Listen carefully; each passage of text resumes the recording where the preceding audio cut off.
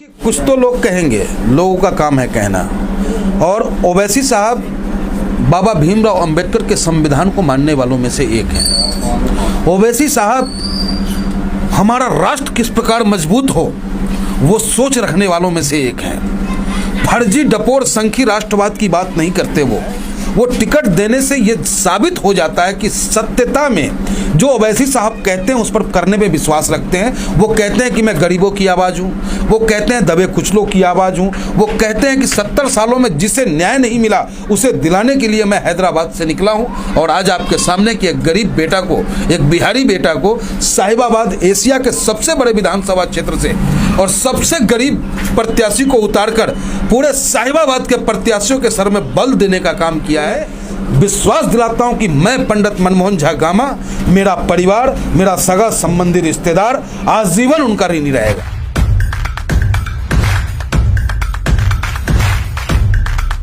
लोगों का काम है, संविधान को मानने वालों में से एक है। ओवैसी साहब हमारा राष्ट्र किस प्रकार मजबूत हो वो सोच रखने वालों में से एक हैं। फर्जी डपोर संखी राष्ट्रवाद की बात नहीं करते वो राष्ट्रभाव कैसा होना चाहिए वो बताने का काम करते हैं। और आज जो उन्होंने हमें टिकट दिया है वो टिकट देने से ये साबित हो जाता है कि सत्यता में जो ओवैसी साहब कहते हैं उस पर करने पे विश्वास रखते हैं। वो कहते हैं कि मैं गरीबों की आवाज़ हूँ, वो कहते हैं दबे कुचलों की आवाज़ हूँ, वो कहते हैं कि 70 सालों में जिसे न्याय नहीं मिला उसे दिलाने के लिए मैं हैदराबाद से निकला हूँ। और आज आपके सामने कि एक गरीब बेटा को, एक बिहारी बेटा को साहिबाबाद एशिया के सबसे बड़े विधानसभा क्षेत्र से और सबसे गरीब प्रत्याशी को उतारकर पूरे साहिबाबाद के प्रत्याशियों के सर में बल देने का काम किया है। तो ऐसे योद्धा को, ऐसे नेता को सैल्यूट करता हूं और दिल की गहराइयों से उन्हें विश्वास दिलाता हूं कि मैं पंडित मनमोहन झा गामा,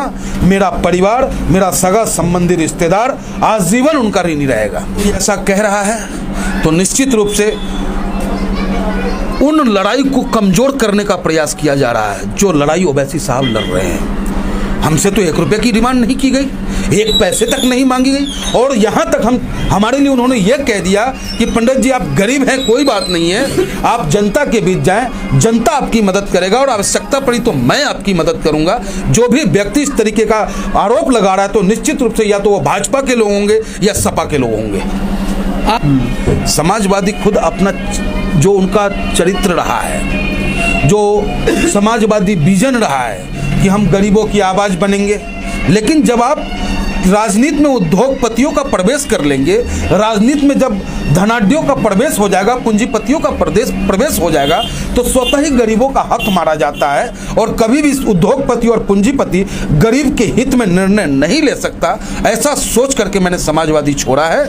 और ओवैसी साहब गरीबों की लड़ाई लड़ने वालों में से एक हैं। हम हिंदुस्तान को एक धागे में पिरोने वालों में से एक हैं। इसलिए मैं उनकी विचारधारा में आस्था व्यक्त करते हुए, जो विधानसभा है यहाँ वो लोग रहते हैं जो भारत को मजबूत करते हैं, वो मजबूत हाथ है, मजदूरों की हाथ है ये। और कहीं ना कहीं साहिबाबाद विधानसभा की आबादी में आधी आबादी बिहार और पूर्वांचल के लोगों की है।